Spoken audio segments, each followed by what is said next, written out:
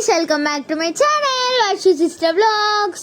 So అందరికీ ముందుగా వినాయక చవితి శుభాకాంక్షలు. ఇవాళ వినాయక చవితి సందర్భంగా మేమైతే ఇంట్లో వినాయకుడిని కూర్చోబెట్టబోతున్నాము.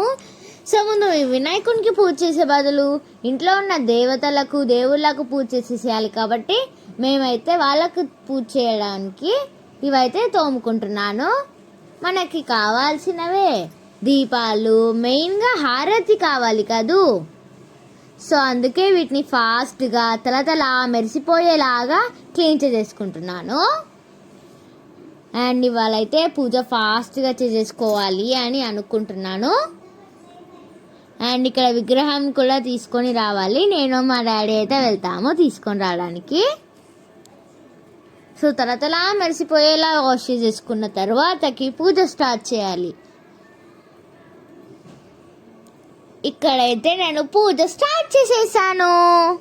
చూడండి, ఇక్కడ ఫొటోస్కి బొట్లు పెట్టి అండ్ పువ్వులు పెట్టేసేసి విగ్రహాలు పెట్టేసి కలశం చెంబు పెట్టేసి మొత్తంగా పూజనైతే టోటల్గా కంప్లీట్ చేసేసుకున్నాను.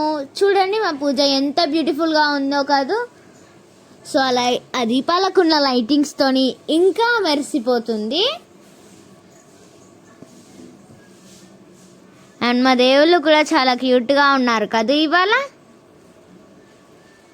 అండ్ మేమైతే గణేషుని ఎక్కడ పెడతాం అనుకోవచ్చు. మేమైతే గణేషుని ఇక్కడనే పెడతాము. అసలు ఏంటి ఇవి తాడులుగా ఉన్నాయి అని చూస్తున్నారు కదా.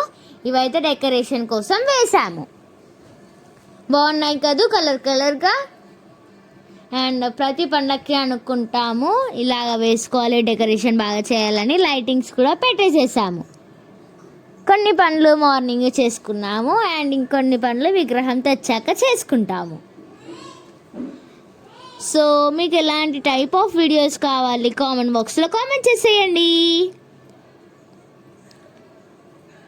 అండ్ మేమైతే ఎవ్రీ టైం మట్టి విగ్రహమే పెడతాము.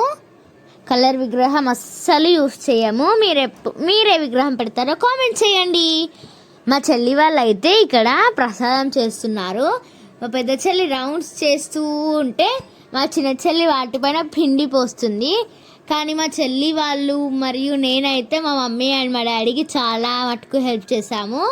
మా చెల్లి వాళ్ళు ప్రసాదం చేయడంలో మరియు నేను పూజ చేయడంలో. అండ్ మేమైతే వెళ్ళి విగ్రహంని తీసుకొచ్చేసాము.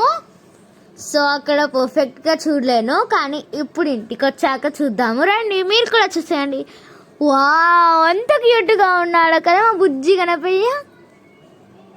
సో మేమైతే ఇక్కడ పూజ మొత్తం కంప్లీట్ చేసేసుకొని గుంజీలు తీస్తున్నాము.